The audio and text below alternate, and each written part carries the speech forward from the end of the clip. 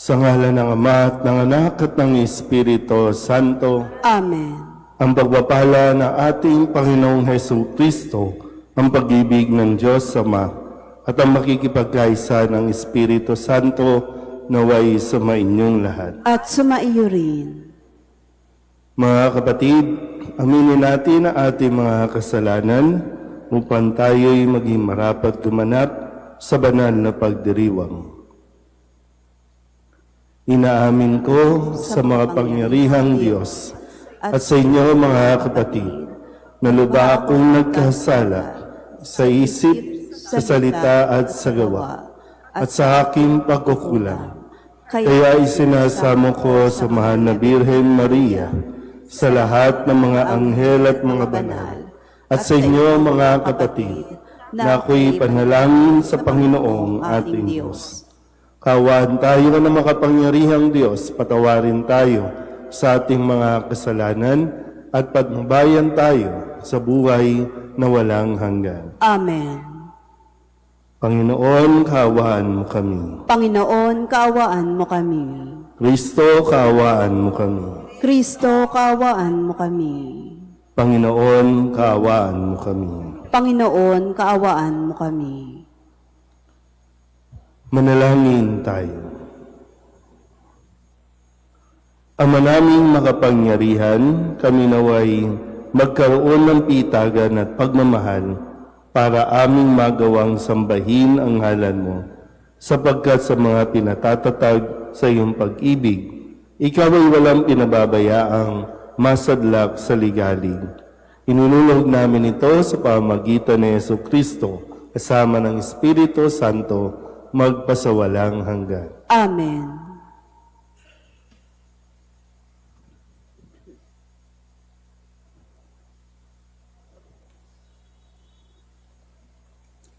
Pagbasa mula sa aklat ng mga panaghoy. Walang awang winasak ng Panginoon ang lahat ng nayon ni Jacob. Sinira niya ang matitibay na kuta ng lupain. Ang kaharian at ang mga pinuno nito'y kanyang ibinagsak at inilagay sa kahihiyan. Tahimik na nakalupasay sa lupa ang matatanda sa Jerusalem. Naglagay sila ng abo sa ulo at nagdamit ng sako. Ang mga dalaga sa Jerusalem ay nakaluhod na ang mukha'y halos sayad sa lupa. Namumugto ang mga mata ko sa kaiyak. Bagbag na bagbag ang aking kalooban. Matindi ang pagdadalamhati ko dahil sa kapahamakang sinapit ng aking bayan. Nakahundusay sa mga lansangan ang mga bata at ang mga sanggol. Nag-iiyakan sila at patuloy na humihingi ng pagkain at inumin. Nalulupaypay sila na parang mga sugatan sa mga lansangan. Unti-unting nangangapos ang kanilang hininga sa kandungan ng kanilang mga ina. Ano ang masasabi ko sa iyo, O Jerusalem? Jerusalem, lungsod na pinakamamahal ko. Saan kita maitutulad upang ikay aking maaliw? Sapagkat sinlawak ng dagat ang iyong kasiraan, sino ang maaaring magpanauli sa iyo? Ang sinasabi ng iyong mga propeta ay pawang kasinungalingan. Dinadaya nila kayo sa hindi nila paglalantad ng inyong kasamaan. Pinapaniwala kayo na hindi na ninyo kailangan magsisi sa inyong mga kasalanan. Dumaing ka ng malakas sa Panginoon, Jerusalem. Araw-gabi, bayaan mong umagos ang iyong luha, gaya ng ilog. Huwag kang titigil ng kaiiyak. Bumangon ka't humiyaw ng paulit-ulit sa magdamag, sa bawat pagsisimula ng oras ng pagbabantay. Kumbaga sa tubig, ibuhos mo sa harapan ng Panginoon ang laman ng iyong puso. Itaas mo sa Kanya ang iyong mga kamay alang-alang sa iyong mga anak. Nalulupaypay sila sa gutom, nakahandusay sa mga lansangan. Ang salita ng Diyos. Salamat sa Diyos. Iyong laging gunitain mga lingkod kong butihin. Iyong laging gunitain mga lingkod mong butihin. Bakit kami, Panginooy, itinakwil habang buhay Mainit ang hininga mo sa tupa ng iyong kawan. Iyo sanang gunitain ang tinipon mo noong una. Yaong lahing tinubos mo't itinakda na magmana.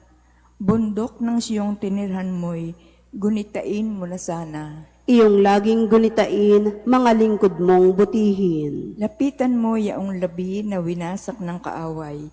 Ang labi ng sanktuaryo mong sinira ang bawat bagay. Ang loob na iyong templo'y hindi nila iginalang. Sumisigaw na nagtayo ng kanilang Diyos-Diyosan. Ang lahat ng nasa loob na sangkap ng mga kahoy, magmula sa pintuan mo'y sinibak at pinalakol. Iyong laging gunitain, mga lingkod mong butihin. Ang lahat ng inukitang mga kahoy sa paligid, dinurog at pinalakol niyong mga malulupit. Yaong banal na sanktuaryo ay kanilang sinigaan, nilapastangan nila at winasak ang templong banal. Iyong laging gunitain, mga lingkod mong butihin. Yaong tipang ginawa mo ay huwag mong lilimutin, ang masamay naglipana sa pook na madidilim. Laganap ang karahasan kahit saan sa lupain. Huwag mo sanang itutulot na ang api mapahiya, bayaan mong ang ngalan mo'y purihin ng dukhat aba. Iyong laging gunitain, mga lingkod mong butihin. Tumayo po ang lahat.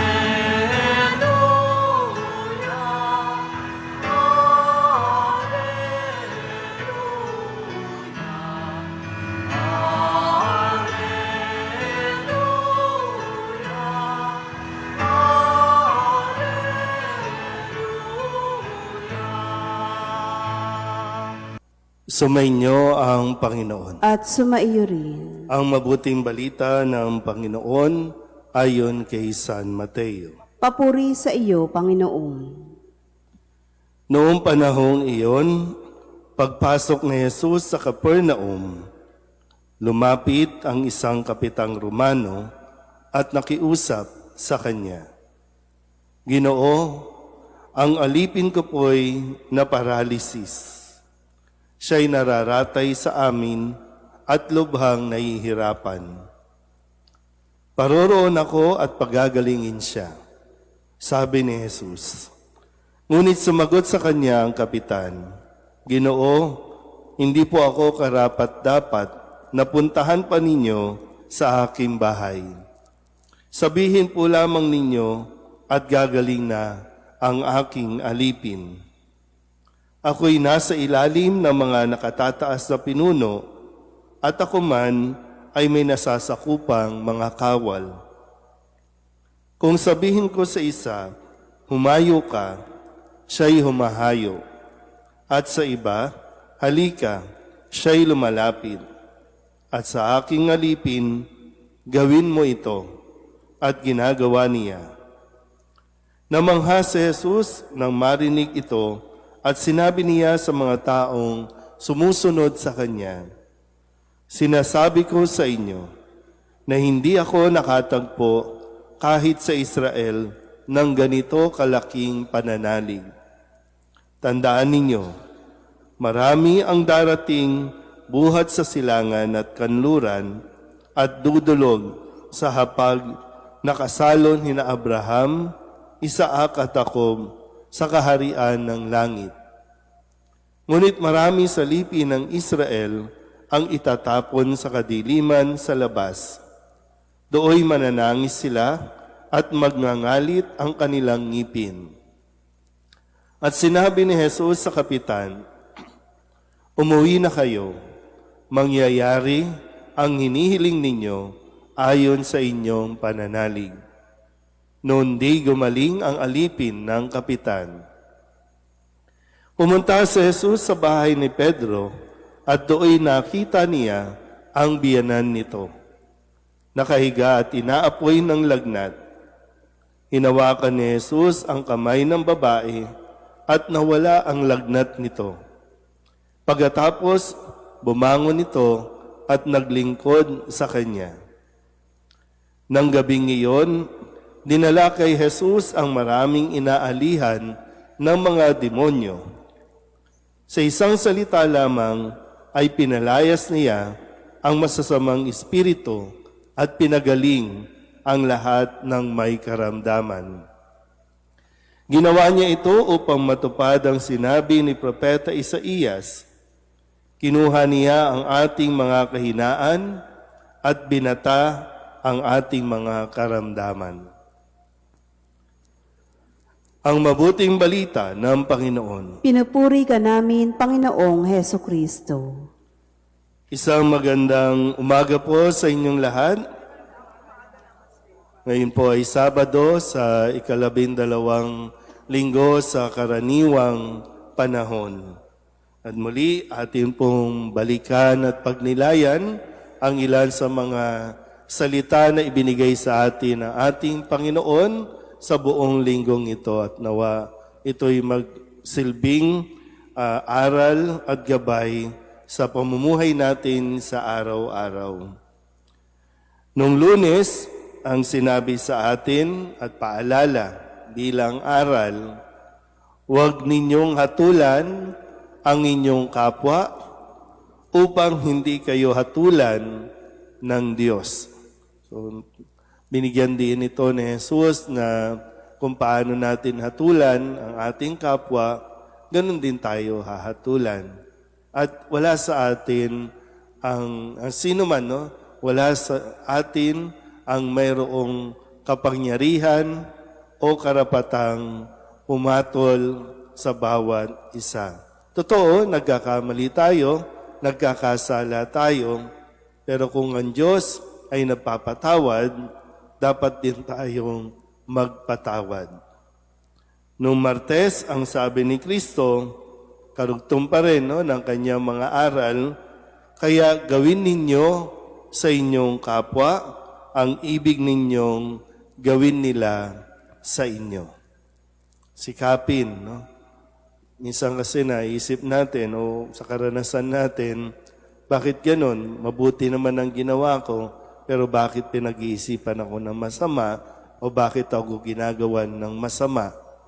Ang pinupunto sa atin, sikapin natin, gawin sa ating kapwa yung gusto nating gawin nila sa atin.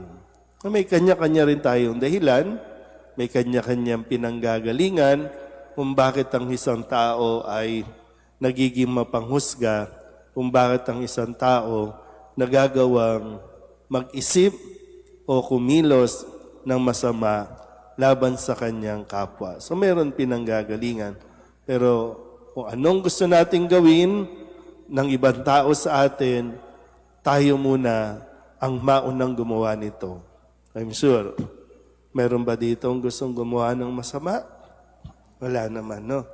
May mga karanasan lang tayo na nagtutulak sa atin o kaya hindi talaga tayo aware na meron tayong nagagawang hindi maganda sa ating kapwa. Minsan akala kasi natin tama ang ginagawa natin. Noong Miyerkules, ang sabi ni Kristo, yung tanong, no, nung ipagdiwang natin ang kapistahan ng kapanganakan ni San Juan Bautista, kasabay din nito ang mga isyong kinasasangkutan ng mga kabataan, no, sa ating lipunan. Mayroong mga namamaril, mayroong mga nagbabanta, no, sa kanilang komunidad. Pero yung kagaya ng tanong ng mga tao noon ng isilang si Juan Bautista, magiging ano kaya ang batang ito? O pwede ring pagnilayan natin, ang mga bata ngayon, magiging ano kaya sila? Dahil sa mga nakikita at naririnig sa atin. Kahapon, no, sa balita, ang isang dahilan o idinadahilan ng isa sa mataas na pinuno ng ating bayan kung bakit niya sinabing pinagbabantaan niya ang buhay ng ibang tao nang sabihin ng sagot ay bahagi ito ng freedom of expression. So, hindi ko alam. Kung ganyan ang pananaw natin ngayon, mumurahin ko kayo, pagbabantaan ko kayo, kasi freedom of expression lang ito. So, anong magiging implikasyon nito sa mga kabataan ngayon? So, anong magiging ang mga bata na sinilang ngayon na nakakarinig ng ating mga sinasabi, nakakakita ng ating mga ginagawa? Noong Huwebes, ang sabi sa atin ni Kristo, tandaan natin mabuti, hindi lahat ng tumatawag ng Panginoon, Panginoon ay papasok sa kaharian ng langit, kundi yun lamang nakikinig at nagsasagawa o sumusunod ng kalooban ng aking amang nasa langit. So wala sa dami ng ating ginagawa, wala sa dami ng ating involvement, wala sa dami ng pagsisimba araw-araw, kundi yung pagkatapos ng pagsisimba, paano natin isinasagawa at isinasabuhay ang kanyang mga salita. Kahapon, ipinarinig sa atin na hindi mahirap kausap ang Diyos. Kung meron tayong hinihiling, ibibigay niya ito. Kung tayo po ay nagtataglay ng pananalig sa ating Panginoon. Kaya nung lumapit ang isang ketongin sa Panginoon at ang sabi niya, Panginoon, kung ibig po ninyo, mapagagaling ninyo ako. At ang sabi lang ni Kristo, ibig ko, gumaling ka. Tapos. At gumaling yung may sakit na ketong. At ngayon, sa pagpapatuloy, isang kapitang Romano ang lumapit kay Jesus at nakikiusap, hindi para sa kanya, kundi para sa kanyang alipin. Isang Romano lumapit at humingi ng tulong sa isang Hudyo. Meron niyang pagitan. Kahapon, isang may sakit na ketong lumapit kay Jesus, bawal yon kasi may sakit. Pero lahat ng ito ay hindi pinansin ni Jesus at hindi ito naging hadlang sa Panginoong Jesus para ipagkait ang kanilang kahilingan. Kaya nga sabi ni Jesus doon sa Kapitang Romano, umuwi na kayo, mangyayari ang hinihiling ninyo ayon sa inyong pananalig. Ayon sa inyong pananalig. Anuman ang lahi, anuman ang relihiyon, anuman ang iyong kahit kasarian, pag lumapit ka sa Panginoon, humingi ka ng tulong sa Panginoon, hindi ka pahihindian. So, tandaan niyo po kasi minsan yung religion natin ang nagiging hadlang para tayo maging mabuting kapwa sa bawat isa. Wala naman pong sinasabi ang Diyos na kapag lumapit ka o nagdasal ka, ay hindi ka Katoliko, hindi ka pwede. Di ba? Wala namang ganon. Kasi kung sa realidad, wala rin naman pinipiling relihiyon ng sakit. Pag nagkasakit, kahit sino ka pa, mayaman o mahirap, magkakasakit ka. Pero yung katulad sa ating pananampalataya, anuman o kung sino man, ikaw sa katayuan mo sa buhay, kung matututo ka lang magpakumbaba, ibaba mo ang iyong sarili, ang iyong posisyon, maniwala ka kay Kristo, manalig ka kay Kristo, ipagkakaloob niya ang iyong hinihiling. Amen?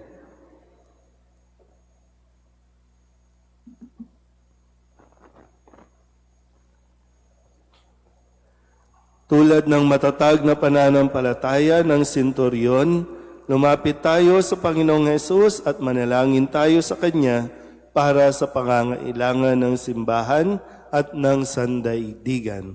Ang ating pong itutugon, Panginoon, mapasa amin nawa ang iyong pagpapala. Panginoon, mapasa amin nawa ang iyong pagpapala. Ang simbahan, naway hindi ituring saan man ang sinuman bilang banyaga o dayuhan, manalangin tayo sa Panginoon. Panginoon, mapasa amin nawa ang iyong pagpapala. Ang mga namumuno sa ating buhay pamayanan, naway ituring ang bawat tao na may katarungan at pagkakapantay-pantay, manalangin tayo sa Panginoon. Panginoon, mapasa amin nawa ang iyong pagpapala. Ang mga taong may kakaibang paniniwala, lahi o pinagmulan, naway matutunan nating tanggapin at unawain. Manalangin tayo sa Panginoon. Panginoon, mapasa amin nawa ang iyong pagpapala. Ang mga matatanda, mga nalulumbay at mga may sakit, naway tumanggap ng kasiyahan ng pag-ibig ng Diyos sa oras ng kanilang pangangailangan.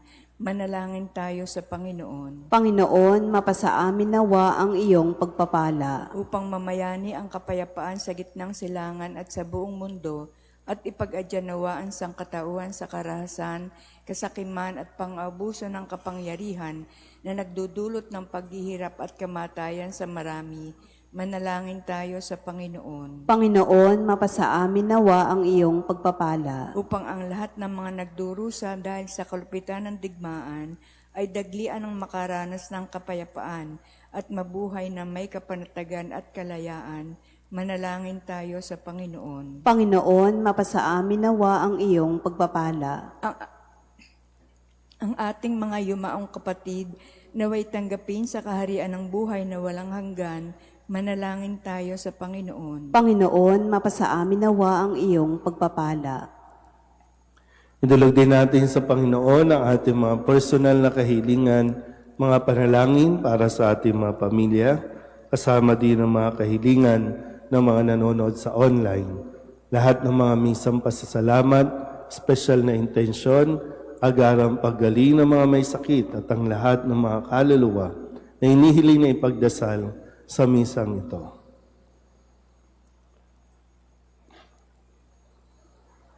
Ang lahat ng ito inihiling namin sa ngalan ni Kristo ang aming Panginoon. Amen.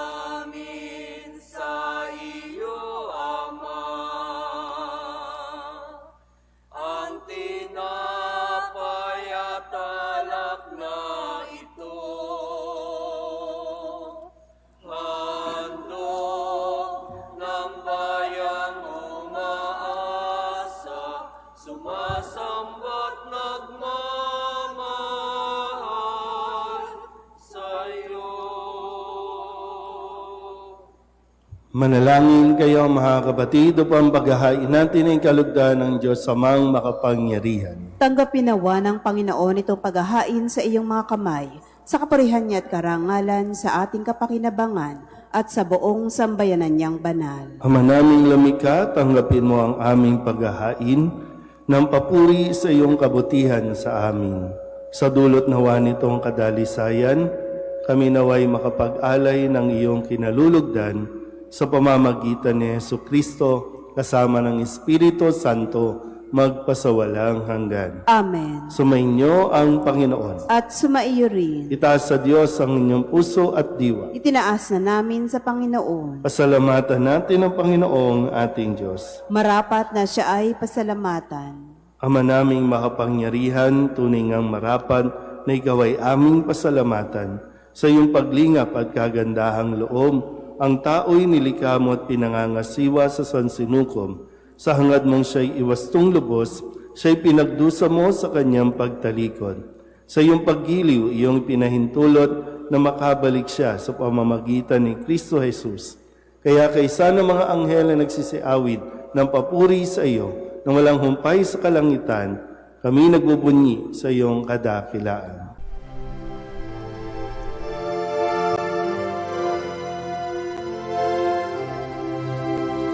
Santo, Santo, Santo, Panginoong Diyos makapangyarihan, napupuno ang langit at lupa ng kalwalhatian mo. Hosana sa kaitaasan, pinagpalang na paririto sa ngalan ng Panginoon. Hosana sa kaitaasan.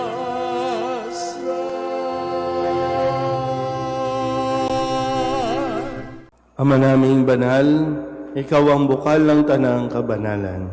Kaya't sa pamamagitan ng iyong Espiritu, gawin mong banal ang kaloob na ito upang para sa aming maging katawan at dugo ng aming Panginoong Heso Kristo. Bago niya pinagtiis ang kusang loob na maging handog, hinawakan niya ang tinapay, inasalamatan kaniya, inaghati-hati niya iyon, iniabot sa kanyang mga alagad at sinabi, "Tanggapin ninyong lahat ito at kanin, ito ang aking katawan na ihahandog para sa inyo."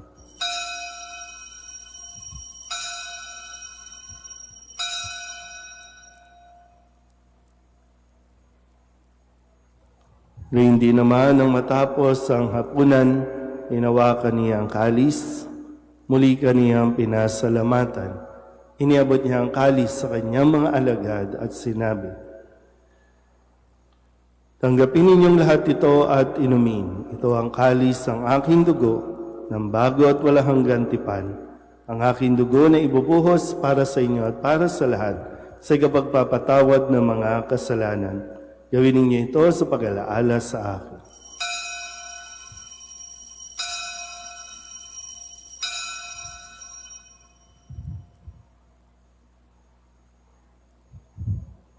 Ipagbunyi natin ang misteryo ng pananampalataya. Si Kristo'y namatay, si Kristo'y nabuhay, si Kristo'y babalik sa wakas ng panahon.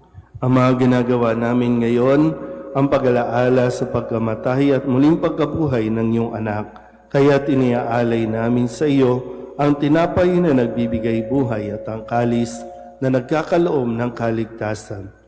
Kami napapasalamat dahil kami iyong minarapat na tumayo sa harap mo para maglingkod sa iyo. Isinasamo namin kami magsasalo-salo sa katawan at dugo ni Kristo ay mabuklod sa pagkakaisa sa pamamagitan ng Espiritu Santo. Ama, lingapin mo ang iyong simbahang laganap sa buong daigdig. Puspusin mo kami sa pag-ibig kaysa ni Leo na aming Papa at ni Jose na aming Obispo at ng Tanang Kaparian. Alalahanin mo sina Salvador at Estrella na tinawag mo mula sa daigdig na ito. Nung sila'y binyagan, sila'y nakaisa ni Kristo sa pagkamatay. Ngayon sila'y pumanaw, naway makaisa sila ni Kristo sa pagkabuhay. Alalahanin mo rin ang mga kapatid naming nahimlay na may pag-asang sila'y muling mabubuhay, gayon din ang lahat ng mga pumanaw. Kawaan mo sila at patuloyin sa iyong kaliwanagan. Kawaan mo at pagindapatin kaming lahat na makasalo sa iyong buhay na walang wakas. Kaysa naman na Birheng Maria na ina ng Diyos, ng kabiyak ng puso niyang si San Jose. Kaysa ng mga apostol at ng lahat ng mga banal na namuhay dito sa daigdig na kalugod-lugod sa iyo, may pagdiwang nawa namin ang papupuri sa ikararangal mo sa pamamagitan ng iyong anak na aming Panginoong Heso Kristo. Sa pamamagitan ng Kristo, kasama niya at sa Kanya, ang lahat ng parangal at papuri ay sa iyo, Diyos amang makapangyarihan, kasama ng Espiritu Santo, magpasawalang hanggan.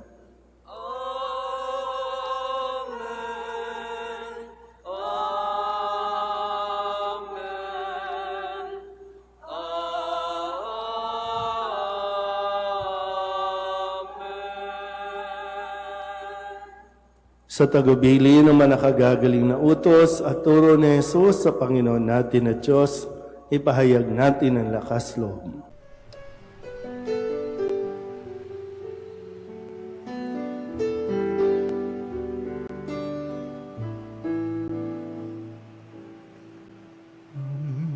namin sumasalang ka, sambahin ang ngalan mo, mapasamin ang kaharian mo, sundin ang loob mo. Dito sa lupa para ng sa langit, bigyan mo po kami ngayon ng aming kakanin sa araw-araw at patawarin mo kami sa aming mga sala para ng pagpapatawan namin sa nagkakasala sa amin. At huwag mo kaming ipagdulot sa tukso, at yadya mo kami sa lahat ng masama. Hinihiling namin kami iadya sa lahat ng masama, pagkalooban ng kapayapaan araw-araw, iligtas sa kasalanan at ilayo sa lahat ng kapahamakan, samantalang aming pinananabikan ang dakilang araw ng pagpapahayag ng tagapagligtas naming sa Yesu Kristo. Sapagkat iyo ang kaharian at ang kapangyarihan at ang kapurihan magpakailanman. Amen. Panginoong Heso Kristo, sinabi mo sa iyong mga apostol, kapayapaan ang iniiwan ko sa inyo, ang aking kapayapaan ang binibigay ko sa inyo. Tunghayan mo ang aming pananampalataya at huwag ang aming mga pagkakasala. Pagkalooban mo kami ng kapayapaan at pagkakaisa ayon sa iyong kalooban, kasama ng Espiritu Santo, magpasawalang hanggan. Amen. Ang kapayapaan ng Panginoon ay laging sumainyo. At sumaiyo rin. Mabigayan tayo ng kapayapaan sa isa't isa.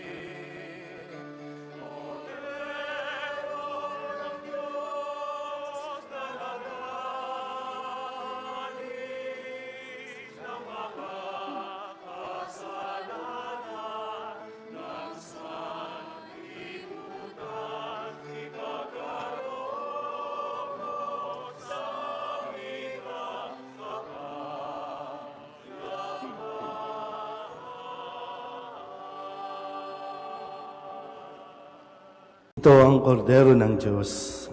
Ito ang nag-aalis ang kasalanan ng sanlibutan. Mapalad ang mga inaanyayahan sa kanyang piging. Panginoon, hindi ako karapat dapat na magpatuloy sa iyo. Ngunit sa isang salita mo lamang ay gagaling na ako.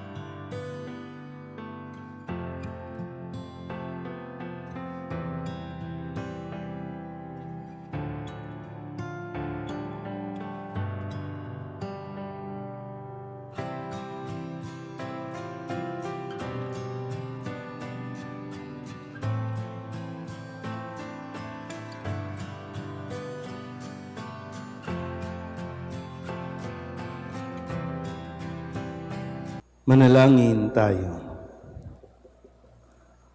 Ama naming mapagmahal, kaming nakinabang sa katawan at dugo ng iyong anak ay sumasamo sa iyong habag upang ang aming taimtim na ginanap ay maging pagtanggap namin sa tiyak mong pagliligtas sa pamamagitan ni Jesucristo kasama ng Espiritu Santo magpasawalang hanggan. Amen. Sumainyo ang Panginoon At sumaiyo rin. at pagpalain kayo ng makapangyarihang Diyos, Ama at Anak at Espiritu Santo. Amen. Tapos sa banal na misa, humayo tayo sa kapayapaan ni Kristo. Salamat sa Diyos. Magandang umaga po.